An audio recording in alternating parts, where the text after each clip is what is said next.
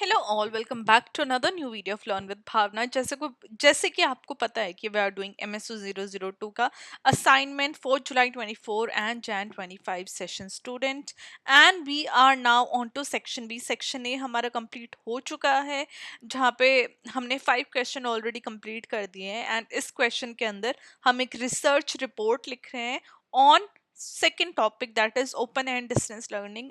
ये हमारा third part है। इसकी मैंने already 2 part, because of course this question is very long, 3000 word है, तो आप आइडिया लगा सकते हैं जो हमारे नॉर्मल क्वेश्चन होते हैं वो 500 वर्ड्स के होते हैं। तो उसके वजह से हमारी जो वीडियोस हैं वो 2-3 पार्ट्स के अंदर डिवाइड हो गई हैं, और ये हमारा थर्ड पार्ट है। मैं आई बटन में भी लिंक डाल दूंगी फर्स्ट सेकेंड पार्ट का, एंड ऑफ कोर्स मैं एंड में एक फोल्डर का भी लिंक दे दूंगी जहाँ पे आप सारे जो आपके क्वेश्चन हैं वो आप देख सकते हैं related to your MSO 002 assignments. Now हमारे सेकंड क्वेश्चन हम ये कर रहे हैं जहाँ पे we are talking about open and distance learning, जिसका हमने इंट्रोडक्शन जान लिया था। And then we were on to objectives of the study, के हमारे प्राइमरी ऑब्जेक्टिव क्या है इस स्टडी के। उसके बाद ऑब्जेक्टिव करने के बाद हमने इशू को प्रॉब्लमेटाइज किया था। हमने जो इश्यूज हैं इस टॉपिक से रिलेटेड उनको जाना था। फिर ओडीएल कैसे एक सॉल्यूशन बन सकता है एजुकेशनल एक्सक्लूजन में for the marginalise communities, right, वो हमने जाना था हमारे फोर्थ पॉइंट में। Then we came on to review of literature, जो कि आपका क्वेश्चन का बहुत इंपॉर्टेंट पार्ट है, जिसमें हमने बुक 1 को रिव्यू किया था, जो कि संतोष पांडा की बुक है। उसको रिव्यू करने के बाद now today we will be reviewing another book, another. So this is our book number 2, जहाँ पे हमें बात करनी है आशा कन्वर की बुक की, that is Education for the Marginalized, the Role of Distance Learning। तो एजुकेशन मार्जिनलाइज लोग कैसे एक्सेस कर सकते हैं, या फिर उनको एजुकेशन कितनी बेनिफिट करती है, और वहाँ पे डिस्टेंस लर्निंग का एजुकेशन का क्या रोल है फॉर द मार्जिनलाइज पीपल। तो इसमें आशा कन्वर जी जो है वो यहाँ पे एम्फसाइज कर रहे हैं। देखो, फर्स्ट ऑफ ऑल मैं आपको चीजें कुछ मेंशन कर दूं। जैसे ये पॉइंट है, आप इसको अपनी असाइनमेंट के अंदर अंडरलाइन करेंगे, राइट, हाईलाइट होनी चाहिए इंपॉर्टेंट पॉइंट्स। एग्जामिन जो आपका असाइनमेंट राइट चेक कर रहा है उसको चीजें हाईलाइट होनी चाहिए। जैसे मैंने यहाँ पे बोल्ड कर रखा है, बट आप असाइनमेंट के अंदर इसको अंडरलाइन करेंगे, चीजों को हाईलाइट करेंगे, ताकि जो भी आपके असाइनमेंट चेक कर रहा है उसको चीजें हाईलाइट हो, and that person can give you good marks. तो आपको अच्छे मार्क्स लाने की कोशिश करनी है। आपको सिर्फ assignment for the sake of writing assignment नहीं करना है। असाइनमेंट के जो मार्क्स होते हैं वो बहुत ज़्यादा मायने रखते हैं। 30% वेटेज आपका असाइनमेंट कैरी करता है।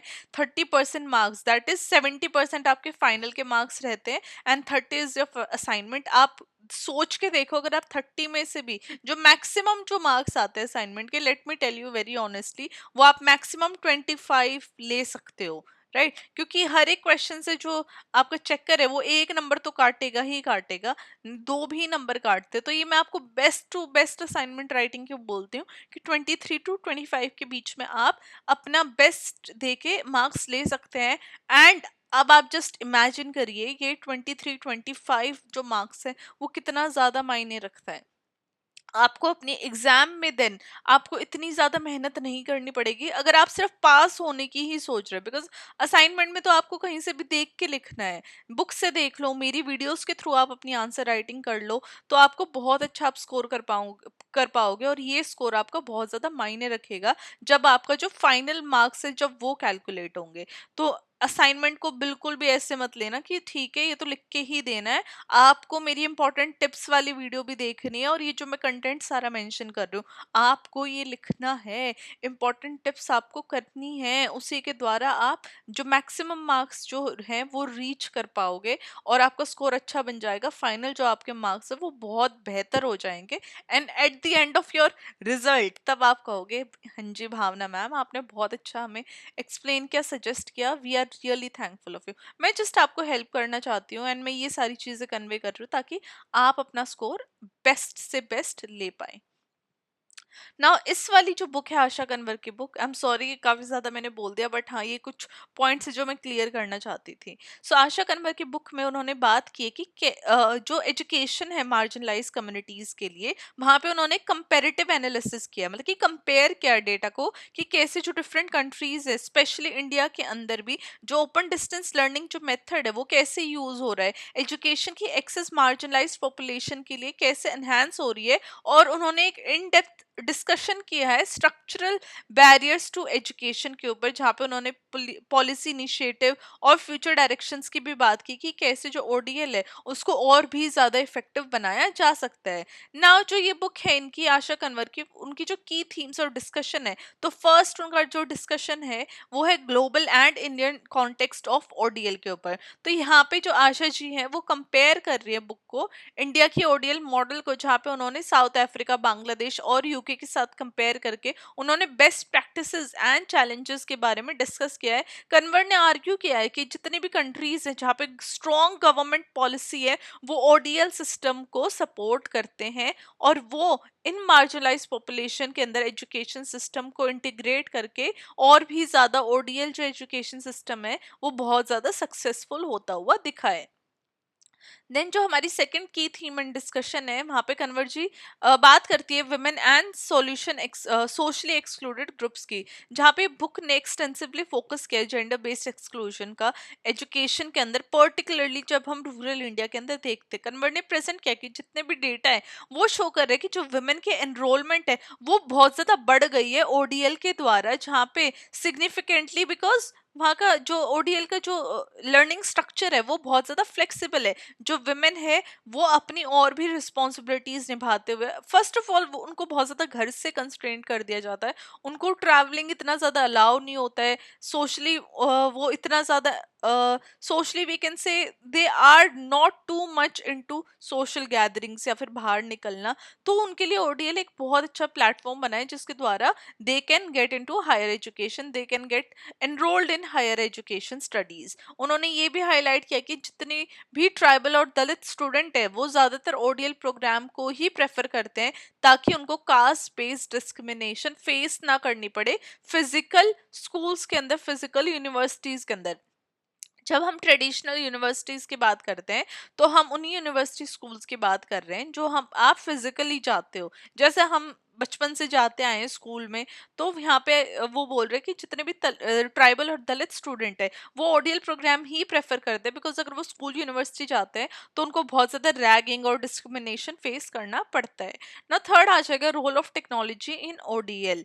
तो आशा जी बोलती कि ये जो बुक है ये कैसे टेक्नोलॉजी ड्रिवन एजुकेशन के ऊपर बात कर रहे हैं, बिकॉज उन्होंने बोला है कि जब हम टेक्नोलॉजी ड्रिवन एजुकेशन के ऊपर फोकस करते हैं तो हम लर्निंग अपॉर्चुनिटीज को और भी ज्यादा इंप्रूव कर रहे हैं मार्जिनलाइज ग्रुप्स के लिए। कन्वर ने ये भी डिस्कस किया कि mobile learning, e learning platform और कम्युनिटी रेडियो प्रोग्राम जितने भी ये सारे इफेक्टिव मेथड है एजुकेशन को डिलीवर करने के लिए उन उन बच्चों के लिए स्पेशली जो कि रिमोट एरियाज में रहते हैं। हावेवर आशीष जी ये भी बोलती है कि जो लिमिटेड डिजिटल लिटरेसी है, जिन बच्चों को ज्ञान नहीं है डिजिटल चीजों का, और ये जो इंफ्रास्ट्रक्चर गैप है, मतलब कि इंटरनेट एक्सेस नहीं है रूरल एरियाज के अंदर या फिर उनके पास डिवाइसेस नहीं है, ये आज के टाइम पे भी एक बहुत बड़ा ऑब्स्टेकल है, एक बहुत बड़ा चैलेंज है ओडीएल प्लेटफॉर्म के लिए ना। फोर्थ हमारा आएगा community engagement and local learning centres. जब हम बात करते हैं ओडीएल मॉडल्स का जो कि प्योरली डिस्टेंस लर्निंग के ऊपर फोकस कर रहे हैं,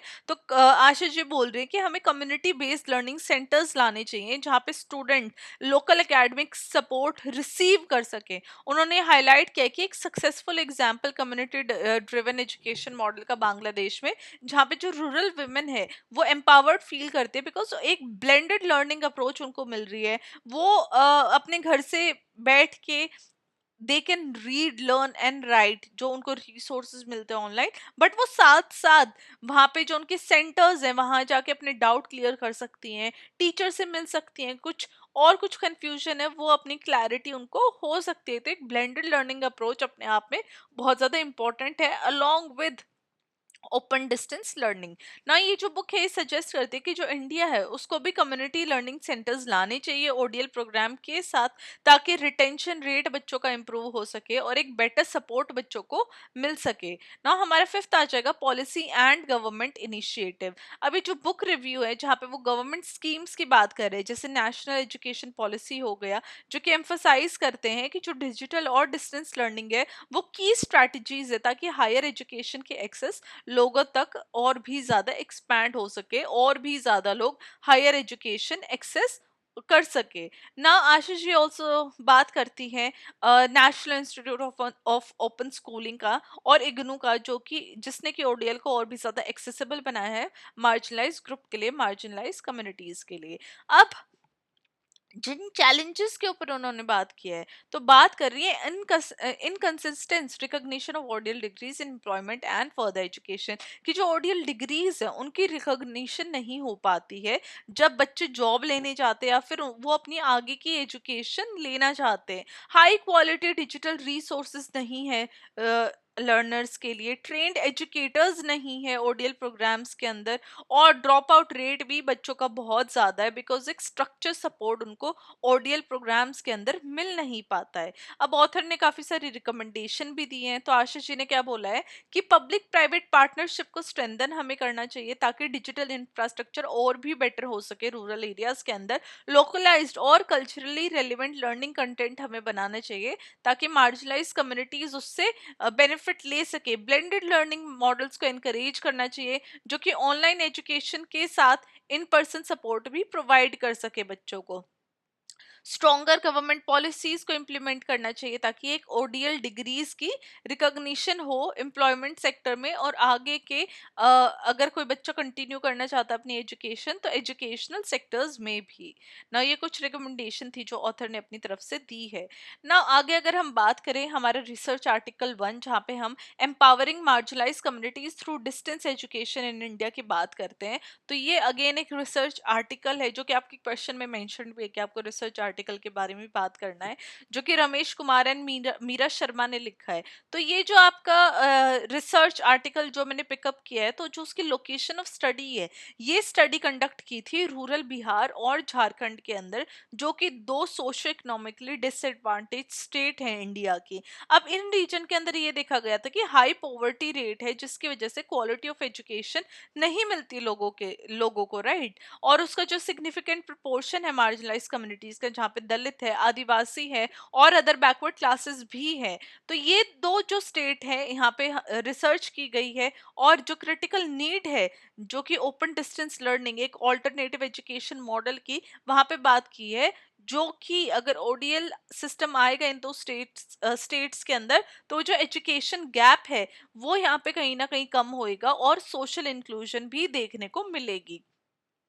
अब यहाँ पे इन दोनों रिसर्चर ने, that is Ramesh Kumar and Meera Sharma ने, जो मेथड यूज किए हैं वो mixed method research approach use किए। मिक्स्ड मेथड क्या हो गया, क्वांटिटेटिव एंड क्वालिटेटिव टेक्निक्स, दोनों टेक्निक उन्होंने यूज किए, जिसके द्वारा उन्होंने ओडीएल प्रोग्राम के बारे में और जो उसका इम्पैक्ट है मार्जिनलाइज कम्युनिटीज के ऊपर वो उन्होंने अंडरस्टैंड करने की कोशिश की है। तो फर्स्ट हमारा आ जाएगा क्वांटिटेटिव मेथड, दैट इज सर्वे। तो यहाँ पे उन्होंने सर्वे कंडक्ट किए थे diverse group of ODL student के बीच में जो कि एनरोल हुए हैं इग्नू प्रोग्राम के अंदर और national institute of open schooling के अंदर। अभी जो सर्वे जो हो रहे थे वहाँ पे स्ट्रक्चर्ड क्वेश्चनेयर उन्होंने यूज किए, जहाँ पे उन्होंने literacy level, employment status, income change, skill acquisition और कॉन्फिडेंस लेवल के ऊपर बात की है। इन मतलब कि इन सब टॉपिक के ऊपर उन्होंने क्वेश्चनेयर किए हैं। क्वेश्चनेयर क्या होता है, एक पर्चा सा होता है जहाँ पे डिफरेंट क्वेश्चन होते हैं और वो बांट दिए जाते हैं लोगों के बीच में और लोग फिर उसको फिल करते हैं। तो यहाँ पे उन्होंने ये सब जाना है before and after enrolling in ODL programme. एक रैंडम सैम्पलिंग टेक्निक उन्होंने यूज की थी जहाँ पे उन्होंने पार्टिसिपेंट जो कि डिफरेंट सोशो इकोनॉमिक बैकग्राउंड से आते हैं उनकी रिप्रेजेंटेटिवनेस को उन्होंने यहाँ पे जाना और उसको लॉक किया ना। जो सेकंड हमारा मेथड आ जाएगा वो आएगा qualitative component, that is in depth interviews उन्होंने लिए, जहाँ पे रिसर्चर ने सेमी स्ट्रक्चर्ड इंटरव्यू लिए, जहाँ पे उन्होंने सिलेक्टेड पार्टिसिपेंट के बारे में डीपर इंसाइट जाने, उनके पर्सनल एक्सपीरियंसेस, चैलेंजेस, एस्पिरेंट्स के बारे में उन्होंने जाना। इंटरव्यू उन्होंने लिए जिसके द्वारा उन्होंने मोटिवेशन जाने कि क्यों वो ओडीएल प्रोग्राम के अंदर एनरोल हुए, क्या डिफिकल्टीज उन्होंने फेस किए जहाँ पे वो रिसोर्स एक्सेस करने के अंदर, क्या उनका एक्सपीरियंस रहा है डिजिटल टूल के साथ, क्या उनका परसेप्शन रहा है सोशल एक्सेप्टेंस के अंदर, जहाँ पे after the completion of their education क्या सोसाइटी ने उनको एक्सेप्ट किया या फिर उनकी एक्सेप्टेंस बढ़ी आफ्टर कंप्लीटिंग देयर एजुकेशन। तो ये सारे डिफरेंट क्वेश्चंस के ऊपर उन्होंने इंटरव्यूज लिए थे। तो जितने भी क्वालिटेटिव अप्रोच की जब हम बात करते हैं तो वो और न्यूमेरिकल डेटा के साथ साथ वो एक ह्यूमन सेंट्रिक नरेटिव भी प्रोवाइड करता है किसी भी एक स्टडी को। अब फाइंडिंग्स क्या आई, तो पॉजिटिव आउटकम और चैलेंजेस दोनों ही देखे गए, जहाँ पे एक एनहांस लिटरेसी और स्किल डेवलपमेंट होती हुई दिखी। जितने भी पार्टिसिपेंट थे उन्होंने बात की कि जो इम्प्रूवमेंट बहुत ज़्यादा हुई, वो रीड राइट कर सके, समझ सके चीज़ों को, जिसकी वजह से बेटर अपॉर्चुनिटीज़ उनको देखने को मिली पर्सनल और एम्प्लॉयमेंट डेवलपमेंट के अंदर। वोकेशनल और स्किल बेस्ड प्रोग्राम काफ़ी ज़्यादा आए NIOS के द्वारा, जिनके द्वारा उनको एक प्रैक्टिकल ट्रेनिंग मिल सकी, जिसकी वजह से उनकी एम्प्लॉयमेंट इन डिफरेंट सेक्टर, चाहे वो हेल्थ केयर हो, एग्रीकल्चर हो, रिटेल हो, उसमें बहुत ज़्यादा उनकी एम्प्लॉयमेंट या फिर उनकी जो नीड है, डिमांड है, वो इम्प्रूव हुई। सेकेंड आ जाता है increase employability and economic empowerment. अब काफ़ी सारे स्टूडेंट हैं जिन्होंने डिप्लोमा अपना वोकेशनल ट्रेनिंग के अंदर कंप्लीट किया है, उनको लोकल बिजनेसेस के अंदर, एनजीओ के अंदर, सेल्फ एम्प्लॉयमेंट इनिशिएटिव के अंदर उनको जॉब मिल गई, जिसकी वजह से उनकी एजुकेशनल क्वालिफिकेशन इंप्रूव हो रही है, सोशल मोबिलिटी उनकी अच्छी हो रही है। वो गवर्नमेंट स्कीम्स और फाइनेंशियल असिस्टेंट प्रोग्राम के अंदर अप्लाई कर सकते हैं, जिसमें एक मिनिमम लेवल ऑफ एजुकेशन होना चाहिए। राइट, तो आप ये पॉजिटिव इम्पैक्ट आप देख ही रहे होंगे। सेल्फ कॉन्फिडेंस और सोशल इंक्लूजन के अंदर एक बूस्ट आ रहा है, बिकॉज ओडीएल स्टूडेंट पर्टिकुलरली जो विमेन और मार्जिनलाइज कास्ट ग्रुप होते हैं, उन्होंने ये बताया कि जो हमारे सेल्फ कॉन्फिडेंस है वो बहुत ज़्यादा इंप्रूव हुआ, हम पार्टिसिपेट ज़्यादा करने लगे कम्युनिटी डिसीजन मेकिंग के अंदर। जो एजुकेशन है उसने इंडिविजुअल को अनेबल किया कि वो डिस्क्रिमिनेटरी जो सोशल नॉर्म हो रहे हैं उनके अगेंस्ट, उनको वो चैलेंज कर सके, particularly gender and caste related barriers को। अब काफी सारे जो चैलेंजेस फेस कर रहे थे स्टूडेंट्स ने, उसके बारे में भी हम बात कर लेते हैं। देखो, पॉजिटिव आउटकम्स तो थे ही, बट चैलेंजेस भी थे, जहाँ पे इंटरनेट कनेक्टिविटी इतनी अच्छी नहीं थी। जो रूरल एरियाज है, बिहार है, झारखंड है, वहाँ पे इंटरनेट कनेक्टिविटी इशू बहुत ज़्यादा है, जिसकी वजह से स्टूडेंट की जो एबिलिटी है कि वो ऑनलाइन स्टडी मटेरियल को एक्सेस कर पा रहे हैं, वो बहुत ज़्यादा लिमिट हो जाती है।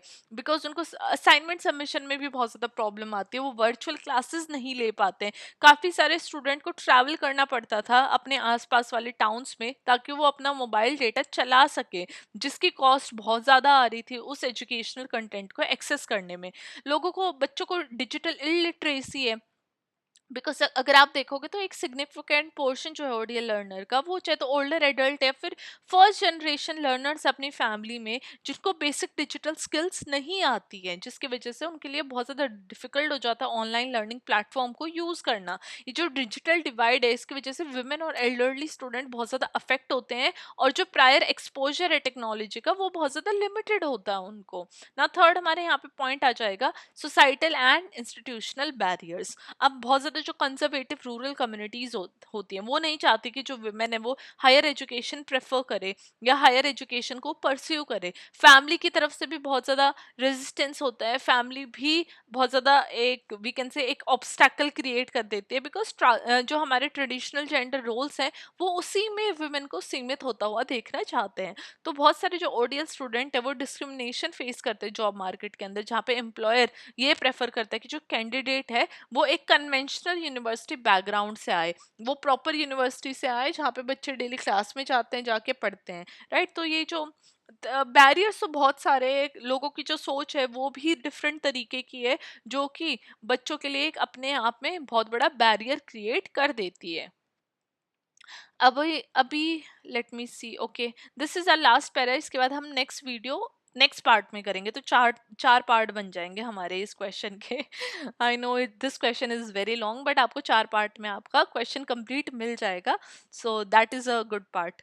About this. तो मेथडोलॉजी अगर हम बात करें प्राइमरी डेटा कलेक्शन का, तो उन्होंने कंपेरेटिव केस स्टडीज का यूज किया है, जहाँ पे उन्होंने अपनी स्टडी की फाइंडिंग्स को स्ट्रेंथन करने के लिए एक रिसर्च कंडक्ट की थी। 2 केस स्टडी उन्होंने की थी, जहाँ पे उन्होंने दोनों केस स्टडीज को कंपेयर किया और ये दिखाया कि जितने भी डाइवर्स एक्सपीरियंसेस हैं मार्जिनलाइज लर्नर्स के, वो कैसे डिफरेंट रहते हैं सोशो कल्चरल और जोग्राफिकल कॉन्टेक्स्ट के अंदर। ऑफ कोर्स किसी के लिए ओडीएल बहुत अच्छा है, because they have access to technology, उनके पास बहुत सारे रिसोर्सेज हैं and it is very easy and convenient for them. But जैसे आपने देखा, जो मार्जिनलाइज्ड और रूरल कम्युनिटीज़ के अंदर जो बच्चे रह रहे हैं, उनके लिए ओडीएल अपने आप में कितना ज़्यादा डिफिकल्ट हो रहा है, ओडीएल भी उनके लिए एक्सेसिबल नहीं है एक तरीके से। तो ये हमारी केस स्टडी थी, जहाँ पे हमने जो डिफरेंट मेथड्स जाने और ये देखा कि कैसे आज के टाइम पे भी it is very difficult for marginalised students, marginalised communities to access open distance learning. And this article was by Ramesh Kumar and Meera Sharma. तो ये आज के दिन हम सिर्फ इतने ही क्वेश्चन करते हैं, इतना ही इस क्वेश्चन का पार्ट करते हैं। आई सी यू वेरी वेरी सून। और जो आगे का हमारा क्वेश्चन रहता है रिमेनिंग, वो पार्ट 4 में आ जाएगा, और पार्ट 4 में हम इस अपने सेक्शन को MSO 002 को कंप्लीट कर देंगे, and then we will move forward to MSO 003 and 004। This is it for today's video. I will see you very very soon with part 4 of this section. Till then study well, study hard, keep writing your assignment, and I hope आप सब बहुत अच्छा score करो अपने assignment में।